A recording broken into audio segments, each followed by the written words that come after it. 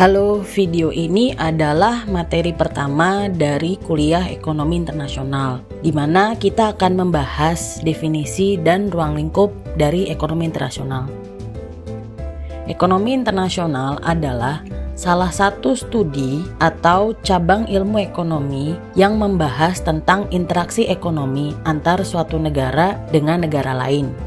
Misalnya antara negara Indonesia dengan Amerika Serikat, antara Indonesia dengan Cina, dan seterusnya. Nah, ekonomi internasional juga mempelajari interaksi antara negara dengan lembaga internasional.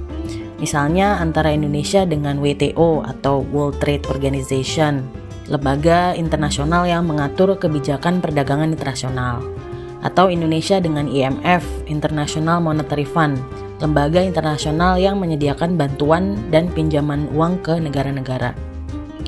Sehingga ekonomi internasional ini berbeda dengan cabang ilmu ekonomi lainnya yang biasanya hanya membahas satu sistem ekonomi saja. Cabang ilmu ekonomi ini sangat penting ya, mengingat saat ini kita memasuki era kedua dari globalisasi, di mana hampir semua negara pasti berinteraksi dengan negara lain, baik secara sosial, politik, maupun ekonomi. Secara umum, terdapat dua cabang nih dari ekonomi internasional. Yang pertama adalah perdagangan internasional.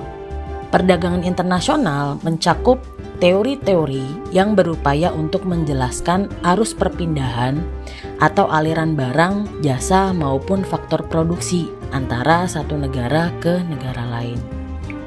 Sementara cabang yang kedua adalah keuangan internasional, yang membahas mengenai arus perpindahan atau aliran uang dan modal. Keuangan internasional sebetulnya akan menjadi mata kuliah terpisah nih. Sehingga pada mata kuliah ini kita akan lebih banyak fokus pada cabang yang pertama, yaitu mengenai teori perdagangan internasionalnya. Meskipun tentu saja perdagangan internasional dan keuangan internasional ini memiliki hubungan yang erat, karena perpindahan barang dan jasa tentu saja akan diikuti dengan perpindahan uang dan modal. Dari dua cabang ilmu ekonomi internasional tersebut, ada beberapa isu atau topik yang akan selalu dibahas pada studi ekonomi internasional yang menjadi ruang lingkup dari pembahasan mata kuliah ini. Yang pertama mengenai gains from trade atau manfaat yang diterima oleh pelaku ekonomi dari aktivitas perdagangan. Jadi begini, setiap negara kan memiliki sumber daya yang berbeda ya. Ada negara yang memiliki tanah yang luas dan subur, sehingga pertaniannya maju. Ada negara lain yang punya garis pantai yang panjang, sehingga hasil komoditas lautnya melimpah. Ada negara lain yang teknologinya pesat, sehingga bisa menghasilkan peralatan yang canggih, kayak Wakanda gitu contohnya ya. Ada juga negara kecil yang tidak punya sumber daya alam, tapi terletak di lokasi strategis sehingga menjadi jalur perdagangan negara-negara, seperti misalnya Singapura. Nah, karena ada sumber daya yang berbeda, maka setiap dari negara itu akan memutuskan untuk melakukan spesialisasi.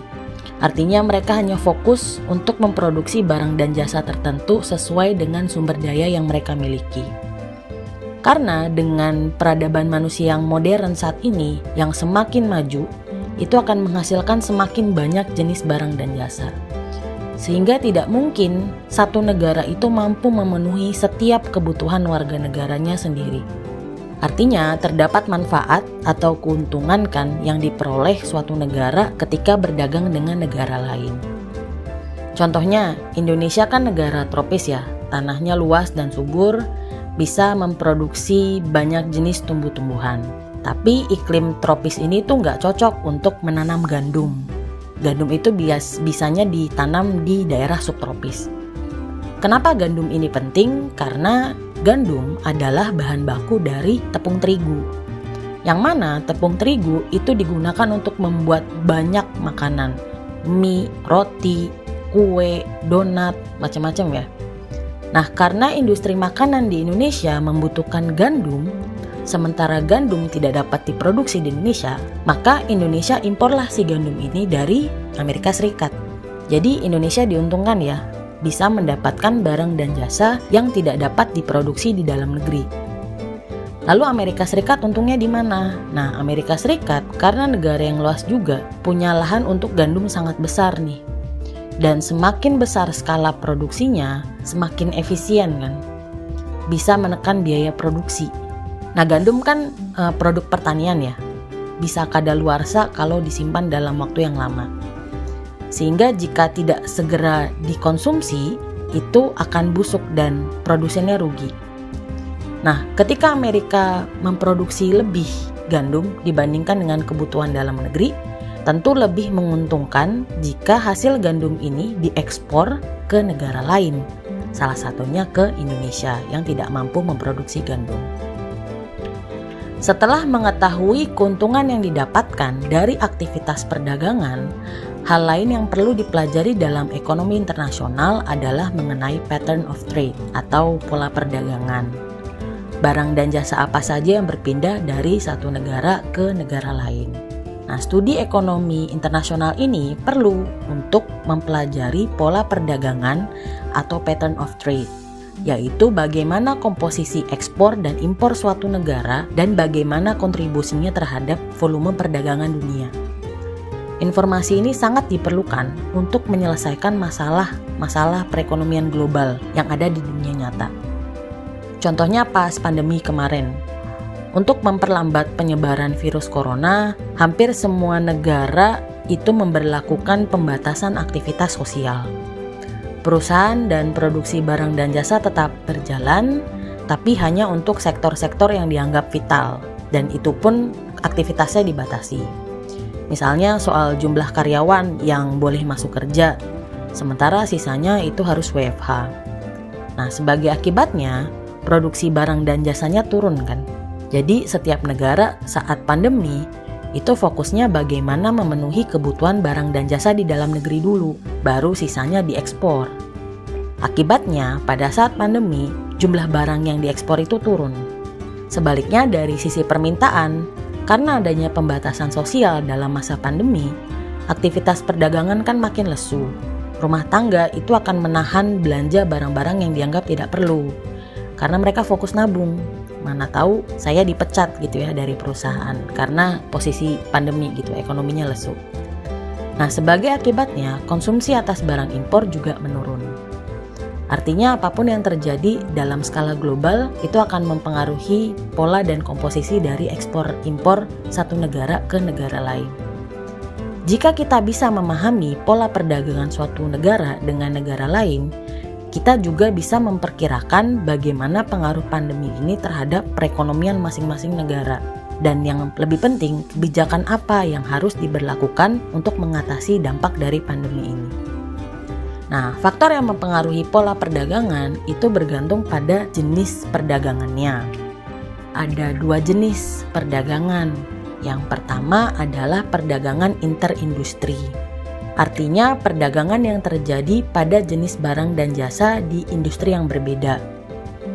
Pada jenis perdagangan ini, pola industrinya itu dipengaruhi oleh perbedaan sumber daya dan keadaan alam. Contohnya, perusahaan ban itu kan butuh karet ya sebagai bahan bakunya. Sementara tanaman karet itu gak sembarangan bisa tumbuh di mana saja, perlu iklim yang tepat. Sehingga akan terjadi nih perdagangan antara negara yang menghasilkan ban dengan negara yang menghasilkan karet. Jadi pola perdagangannya itu ditentukan oleh perbedaan sumber daya dan keadaan alam. Jenis perdagangan yang kedua adalah intra-industri, yaitu perdagangan yang terjadi di barang dan jasa pada pasar yang sama. Untuk jenis perdagangan ini, pola perdagangan akan dipengaruhi oleh perbedaan ukuran pasarnya. Misalnya Indonesia kan negara penghasil beras nih, sama seperti Thailand, sama seperti Jepang, sama-sama produksi beras. Tapi kenapa ya Indonesia masih impor beras dari Jepang dan Thailand, padahal kita bisa produksi sendiri? Karena perbedaan ukuran pasar tadi. Indonesia kan punya jumlah penduduk yang jauh lebih banyak daripada Thailand dan Jepang. Sehingga ketika belum panen, petani di Indonesia kan butuh impor beras dari negara lain untuk memenuhi kebutuhan dalam negeri. sehingga masih dapat terjadi perdagangan meskipun jenis barang dan jasanya itu sama. Yang ketiga itu adalah how much trade atau perbandingan antara biaya dan manfaat dari perdagangan bebas. Karena tidak selamanya perdagangan itu menguntungkan negara. Bisa juga perdagangan itu menyebabkan kerugian. Dalam bentuk apa? Dalam bentuk bahwa industri lokal yang menghasilkan barang dan jasa yang sama itu belum tentu dapat bersaing dengan barang-barang impor. Jadi misalnya Indonesia kan menghasilkan gula gitu ya. Tapi kan kebanyakan orang pasti akan beli gula impor. Kenapa? Karena gula impor itu lebih putih, lebih bersih gitu ya, kelihatan lebih enak dilihat gitu. Padahal kan sebenarnya sama aja. Nah, agar petani tebu atau penghasil gula lokal di Indonesia itu tidak kalah bersaing dengan barang impor, makanya harus dilakukan yang namanya kebijakan perdagangan atau trade policy. Ini dilakukan tujuannya untuk melindungi pelaku ekonomi domestik. Tapi di sisi lain ada lagi pemikiran bahwa ketika diberlakukan kebijakan perdagangan, contohnya dengan menerapkan tarif impor gitu ya. Jadi misalnya gula impor yang masuk ke Indonesia itu harus membayar pajak. Karena membayar pajak, sekarang harga barang impornya naik kan.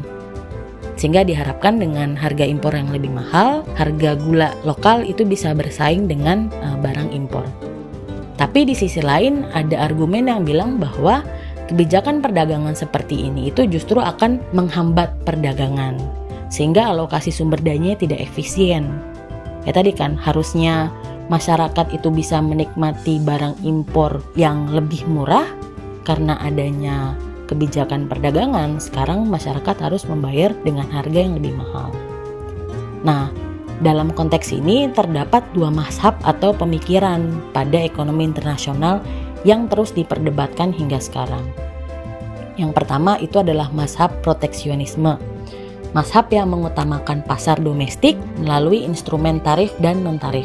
Tadi bisa dalam bentuk hambatan tarif, jadi barang impor itu lebih mahal, atau dalam bentuk non-tarif, misalnya dengan pembatasan atau kuota impor. Kemudian mazhab yang kedua itu sebaliknya, yaitu mazhab perdagangan bebas. Bahwa dalam mazhab ini dia mengutamakan perdagangan yang bebas dari hambatan apapun. Sehingga harapannya semua orang akan bersaing sekeras-kerasnya, berusaha memproduksi seefisien mungkin, sehingga pada akhirnya akan menguntungkan semua pihak. Nah, ini akan dibahas lebih lanjut di pertemuan-pertemuan selanjutnya tentang kebijakan perdagangan internasional. Kemudian pembahasan yang keempat itu adalah mengenai balance of payment atau selisih antara pembayaran ke dalam dan keluar suatu negara. Jadi topik yang ini sudah masuk ke keuangan internasional ya. Tadi kalau gains from trade, pattern of trade, dan how much trade itu ruang lingkup dari pembahasan perdagangan internasional. Sementara balance of payment atau neraca pembayaran itu sudah masuk ke dalam ranah keuangan internasional.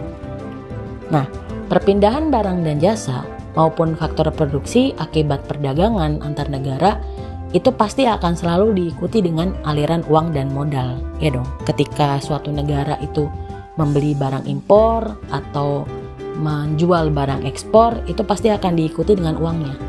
Ada devisa negara yang keluar dan masuk.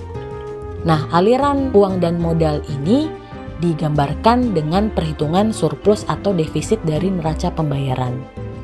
Nah, neraca pembayaran ini seperti neraca yang kamu temukan di akuntansi, cuman bedanya ini berkaitan dengan aktivitas ekonomi di dalam dan luar negeri gitu ya. Surplus dan defisit neraca pembayaran suatu negara ini perlu dianalisis berdasarkan konteks kondisi perekonomiannya. Karena belum tentu selamanya neraca pembayaran yang surplus itu baik.